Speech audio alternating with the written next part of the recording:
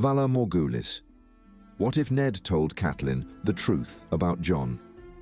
Let's explore the possibilities that might have been.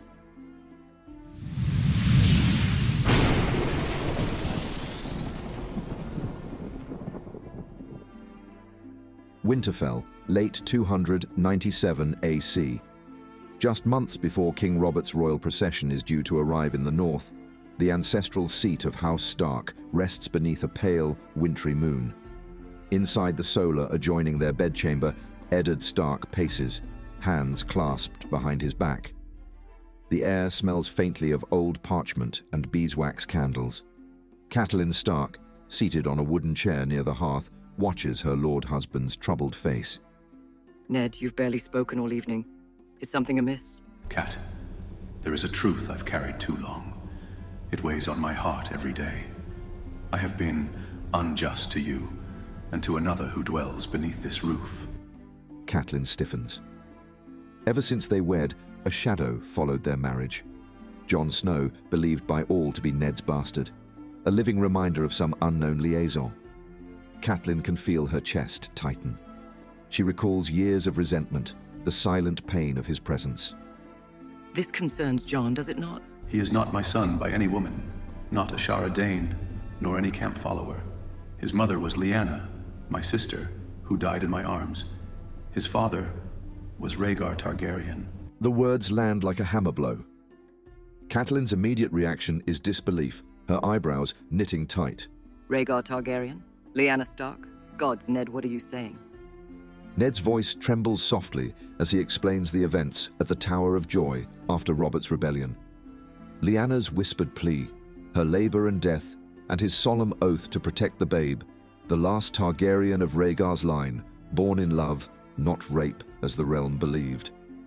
He recalls the blood-stained bed, the promise she forced from him. I called him my bastard to shield him from Robert's wrath. The realm would kill him if his parentage were known.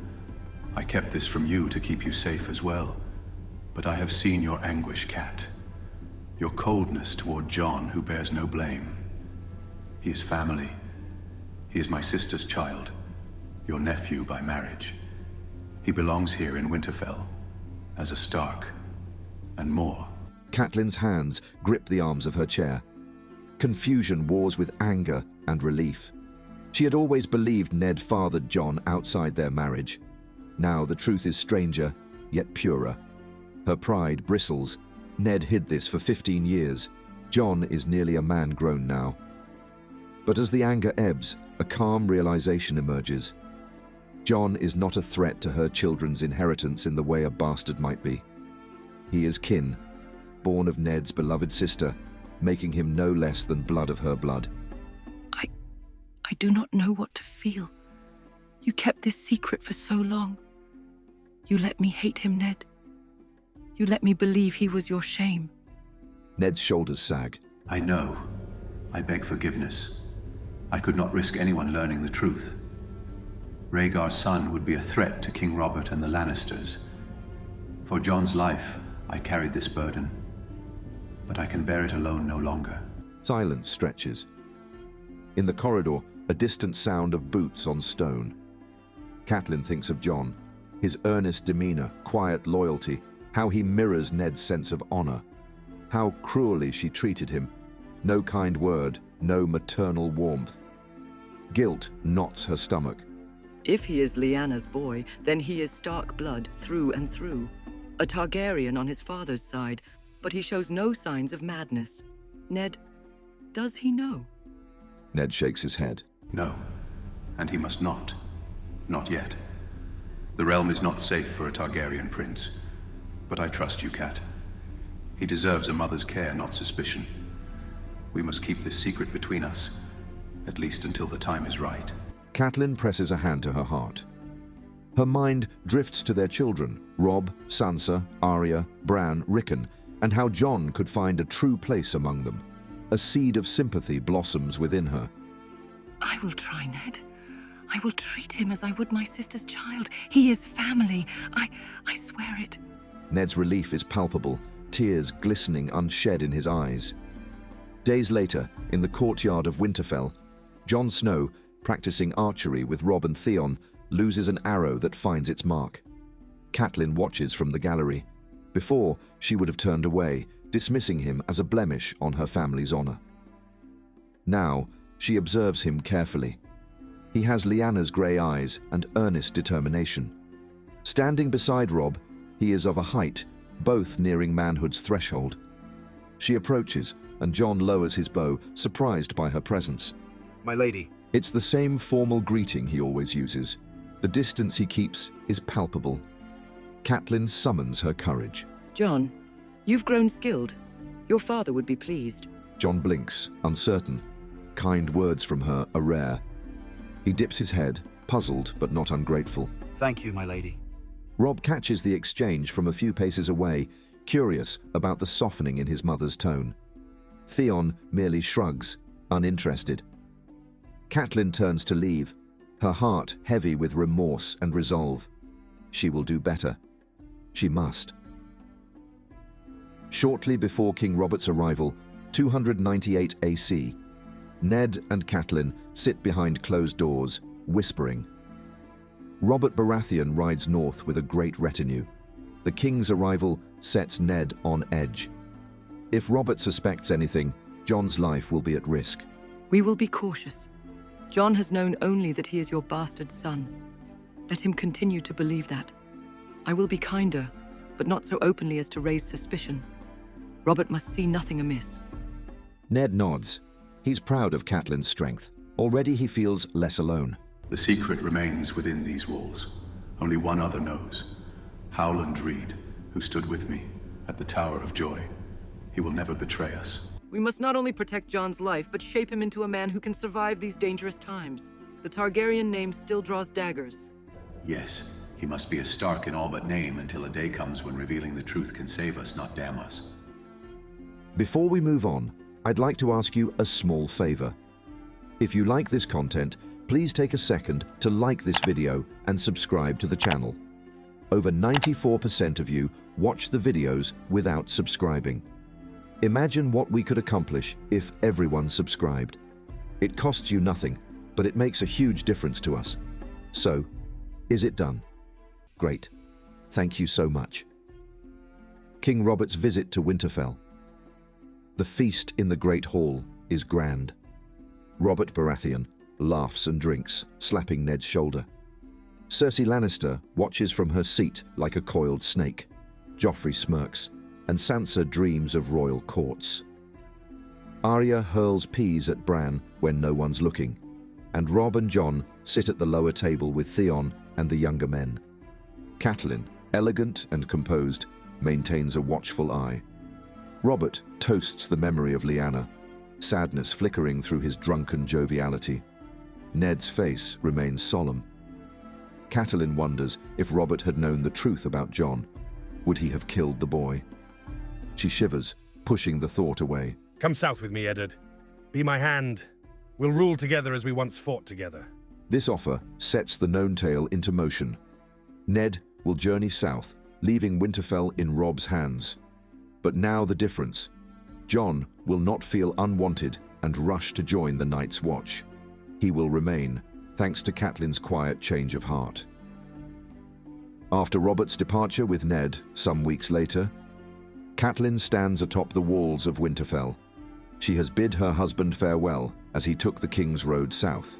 She holds a letter from Ned, hastily written. He warns her, "Stay vigilant, Cat. The court is full of vipers. Treat Jon well.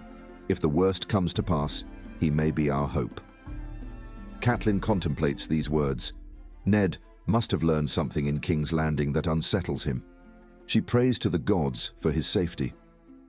Down in the courtyard, Jon trains with Rodrik Cassel.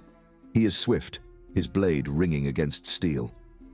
Catelyn descends the tower steps and approaches. Jon, you will ride with Robb tomorrow when he visits Lord Serwyn, yes? If Robb wishes it, my lady. He does. He spoke highly of your advice on fortifying the mill near the Broken Branch. He trusts your counsel. A flicker of warmth in Jon's grey eyes. I'm glad to serve Winterfell, my lady. Catelyn's chest tightens. Jon's loyalty is evident, and now that she knows his parentage, she sees his quiet nobility. She nods and turns away, not wanting to overplay her hand. Slowly but surely, a bond of respect forms. King's Landing, early 298 AC. Ned Stark uncovers the truth about Joffrey, Tommen, and Myrcella's parentage. They are not Robert's children, but Jaime's. As in the known tale, this leads to his downfall. Ned is arrested after confronting Cersei. Word travels north slowly. Catelyn receives ravens from the capital, from Sansa's frightened hand, from secret informants.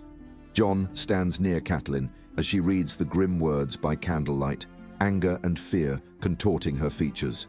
They've taken Ned prisoner. The Lannisters hold our girls. Jon's heart pounds. He thinks of Eddard as his father, and Sansa and Arya as sisters. He knows not the full truth, only that Winterfell must stand strong. My lady, we must call the banners. Robb must ride south. Robb already gathers the Northern Lords. We will free Eddard and return our girls home. Jon, I know you wish to help. I will do whatever I can. She sees the reflection of Lyanna in him, courage and loyalty. The time for subtlety is not yet gone, but she can rely on him as she would any true Stark.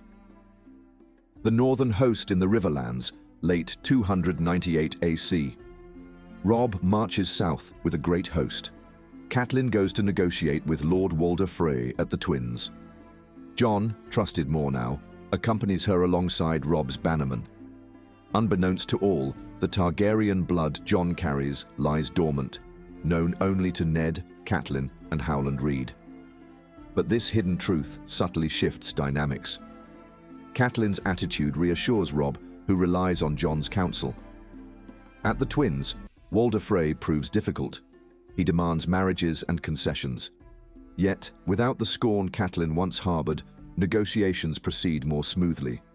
She does not resent Jon's presence, and Frey's leering sons find no cracks in her composure. We need safe passage, Lord Walder.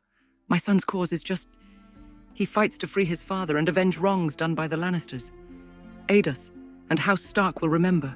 Walder Frey eyes Jon with curiosity, noting that Catelyn does not slight him. The Freys know the Starks' reputation for honor. Lacking a sense of discord, Frey agrees to the marriage terms. Robb must wed a Frey daughter after the war. For now, no deception hatches in these halls. The seeds of treachery that once grew are stunted by the stronger, more united Stark front. The Whispering Wood, 298 AC. Robb's forces surprise Jaime Lannister's army. The battle goes much as in the original story. Jaime is captured, but this time Jon plays a key role.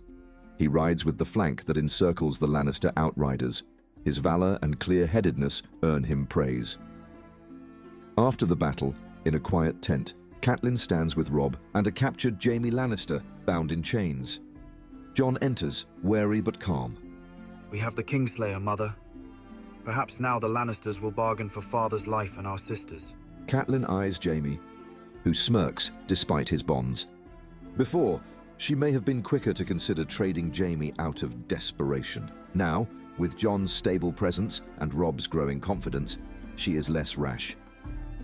We will not yield hostages so easily. Let the Lannisters sweat. Starks and their honor. But who is this one? The bastard, I presume. Catelyn does not flinch. Jon stiffens but says nothing. He is of this family, sir. That is all you need know. Jaime notes the subtle change, narrowing his eyes. Something about the way Lady Stark defends the boy unsettles him, yet he cannot place it. The tension thickens, and Jaime's barbs find less purchase here. The camps beside the Trident, late 298 AC. As Robb's victories mount, lords hail him as king in the north. Ned's execution still happens in King's Landing, as in the original story. A raven brings the terrible news. Ned Stark is dead, beheaded by Joffrey. Catelyn screams in grief and collapses against Robb. Jon stands, stunned, the ground falling from beneath him. His father, the man who raised him, is gone. Tears trace silent paths down his cheeks. Robb rages, vowing vengeance. In that grief, they cling together. Catelyn, through her sobs, reaches for Jon's hand. He kneels beside her and Robb. This unity transforms the northern host's spirit. No longer divided by uncertainty over Jon's status, they stand as one pack. We will make them pay, Rob, for your father, my love, and for our home. Jon steels himself. He remembers Ned's quiet lessons in honor and duty. If he is Targaryen as well as Stark, he can draw on both legacies, fire and ice, to guide him. He will not abandon this family. A new strategy unfolds, 299 AC. With Ned gone, the war intensifies. Robb leads the northern armies deep into the Westerlands, but this time Jon stands beside him, advising caution learned from watching Ned. Catelyn coordinates alliances. She travels to bargain with the River Lords, to Manderley in White Harbour, and secretly corresponds with Howland Reed, seeking proof of Jon's parentage hidden in ancient records, letters kept secret in the depths of Greywater Watch. Sansa remains a hostage in King's Landing. Arya has escaped the city, but is lost somewhere along the King's Road. Catelyn and Robb know they must rescue Sansa and find Arya. Jon lends his voice, arguing for a campaign that draws Lannister's strength away from the capital, increasing leverage. At Robb's war councils, we must force Tywin Lannister to march west. If we break him in the field, King's Landing will lose its shield. Then perhaps we can negotiate Sansa's return. Jon runs a finger along a rough map. If we strike near Ashmark and make them believe we aim for Casterly Rock, Tywin might dispatch reinforcements. A coordinated raid could cut their supplies. The Northern Lords listen, impressed. Great Jon Umber thumps Jon's back, acknowledging his keen insight. Ha! The lad thinks like the old wolf.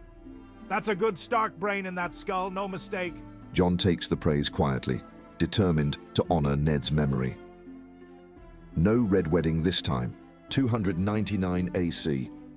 The chain of events leading to the Red Wedding never fully materializes. Why? Because Robb, guided by Jon and supported by Catelyn, makes no rash decisions that alienate Walder Frey. He keeps his promise. Robb weds a Frey girl, perhaps a more pleasant daughter than in the original tale, fulfilling the bargain to secure the twins. With Jon's calming presence and Catelyn's firm diplomacy, no insult sparks Frey treachery. Roose Bolton sees a united North he cannot easily betray, and without the lure of easy victory, his ambition is kept in check. Catelyn, wiser now, does not release Jaime Lannister in desperation. Instead, she holds him as a bargaining chip. Over time, ravens fly between Riverrun and King's Landing. Tywin Lannister, acting hand, fears for Jaime's life and becomes more inclined to negotiate. Stannis Baratheon's shadow looms. He proclaims Joffrey a bastard and claims the Iron Throne by right. Renly challenges him, mustering an army in the Reach. Into this chaos, Catelyn inserts the possibility of Jon Snow's Targaryen lineage, very subtly through rumors whispered by Littlefinger, who she temporarily courts for information. Littlefinger, intrigued by this game, confirms strange details from the Citadel's records through his network of informants. He imagines ways to use this knowledge to gain power, but Catelyn, wary of him, keeps him at arm's length. The realm grows uncertain. Another heir to the Targaryen line might shift the balance of power dramatically. Cersei Lannister dismisses the rumors as nonsense, but Varys listens closely. Across the narrow sea, word spreads quietly. A hidden Targaryen in the north? A more successful campaign against the Lannisters, 299 AC. The northern host, reinforced by Riverlanders and some cautious support from Dorne, lured by the Targaryen connection, launches precise strikes. They corner the mountain's men before Gregor Clegane can wreak havoc. Under Jon's guidance, a night assault catches Clegane's band off guard.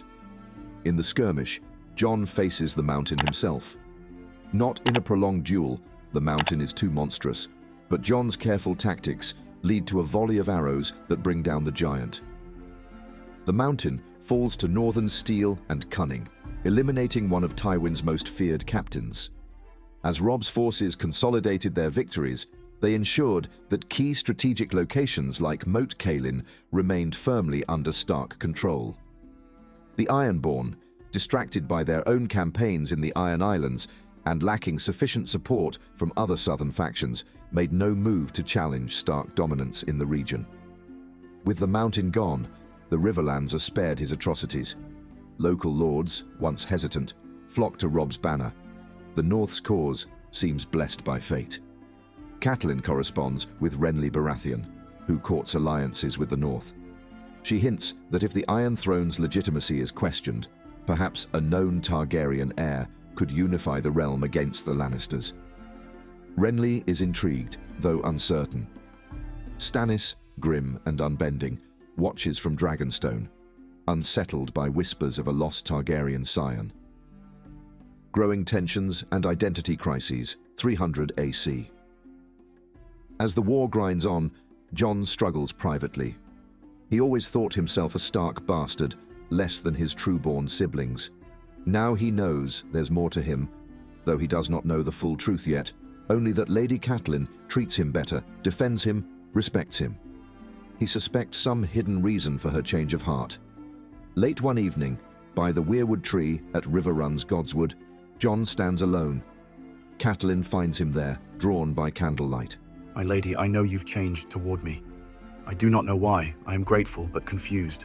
Catelyn steps closer, the white trunk of the heart tree looming over them. She sees Ned in Jon's posture, Lyanna in his eyes. Jon, you have always been part of this family. I was blind to it for too long. Forgive me. There is nothing to forgive. Your kindness now means the world to me. Tears threaten her eyes.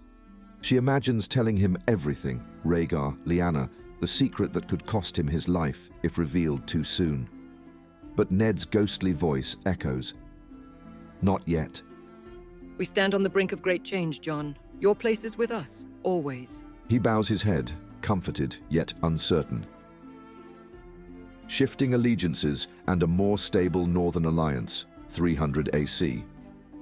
With the Lannisters pressured on all sides, Tyrion begins secret negotiations. He offers Sansa back in exchange for Jaime. Arya, found near Harrenhal by Northern scouts, returns safely to Catelyn's arms. The Starks secure their daughters without desperate gambles. They trade Jaime eventually, but only after extracting ironclad oaths and hostages to ensure peace. The realm staggers under the weight of multiple kings, Joffrey in King's Landing, Stannis on Dragonstone, Renly in the Reach, Balon Greyjoy in the Iron Islands, and Robb in the north. But Robb's cause is steadier now. With Jon at his side and Catelyn guiding diplomacy, they navigate these treacherous waters. Littlefinger, frustrated that he cannot easily manipulate this new dynamic, flirts with treachery elsewhere. The Vale remains aloof under Lysa Arryn, and Dawn watches, still remembering Elia Martell's murder at the hands of the Lannisters. Whispers of Jon's Targaryen blood begin to spread more widely, seeping into the collective subconscious of Westeros. If proven, this would give the North and its allies a powerful claim against the Lannisters, and perhaps even against the Baratheons. A Targaryen prince raised at Winterfell, tempered by Stark honor. Such a figure might unite old loyalties or spark new conflicts. Catelyn's diplomacy and Jon's legacy, 301 AC. As the war cools into a tense stalemate, Catelyn dispatches envoys to Dawn with coded letters hinting at Jon's parentage.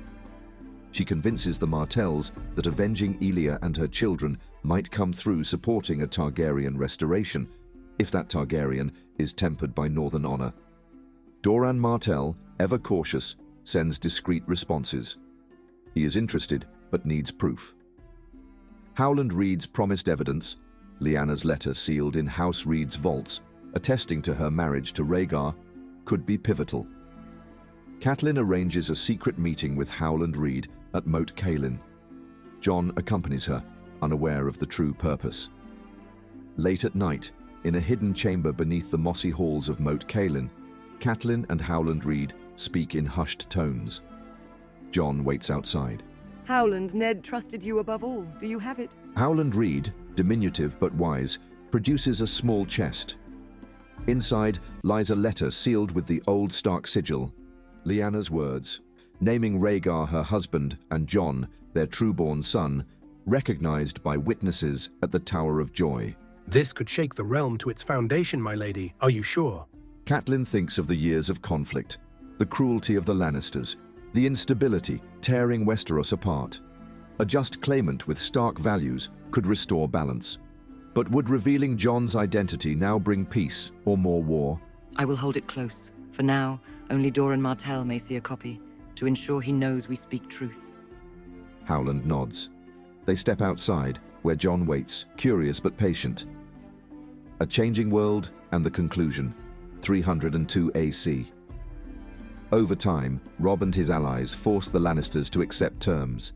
The North and Riverlands gain autonomy. Sansa is freed, Arya is safe, and there is talk of a grand council to settle the matter of succession. Renly is assassinated in the south by Stannis' shadow, as in the original timeline, and Stannis wages a grim war against King's Landing. The Tyrells, sensing chaos, eventually side with whichever faction seems strongest. With no Red Wedding, the North stands triumphant. Robb is acknowledged as king in the North, restoring a measure of peace and independence. Jon proves invaluable. His counsel, bravery, and loyalty strengthen Robb's rule. Catelyn watches him with pride. She imagines a future where Jon can stand openly as who he truly is. A son of ice and fire, symbol of a new age. Jon senses something deeper is at play. He sees respect and warmth in Catelyn's eyes, a secret Ned died protecting. But as the North rebuilds and the small folk return to their farms, a chill wind blows from beyond the wall. Rumors drift down from the frozen north. The dead walk. White Walkers stir after millennia. Without Jon having taken the Black, the Night's Watch is weaker, more ignorant of the looming threat. They send ravens pleading for men. The lords of Westeros, entangled in politics, barely listen. One frosty dawn, as Jon oversees the training of new guards, a raven arrives bearing a black seal, words from the Night's Watch. Jon reads it aloud to Catelyn, Robb, and their assembled captains. They say the White Walkers are real. The wall is threatened. The dead rise. They beg for help. Catelyn fingers the hidden letter from Lyanna, tucked away in a safe chest. The truth of Jon's birth could unite a fractured realm against the true enemy. Ice and fire must combine to face the darkness. We will answer the call. The North stands as it always has. Jon looks northward, towards the wall he never joined, but now must defend from afar. Meereen, early 302 AC. In the streets of Meereen, Daenerys stands atop the balcony of the Great Pyramid, gazing out over the city. Drogon circles above, casting shadows on the ground. My queen, we have received intelligence from one of your emissaries. There is unrest beyond the Narrow Sea. A northern lord with Targaryen blood, seeking alliances. Daenerys turns, her piercing eyes reflecting both curiosity and determination. A northern lord with Targaryen blood? Tell me more. Barristan steps closer, handing her a sealed parchment bearing the dragon sigil. Daenerys turns back to the city below, her resolve unshaken. The Dragon Queen's fleet begins preparations, setting sail westward toward an uncertain future. Valar Morghulis,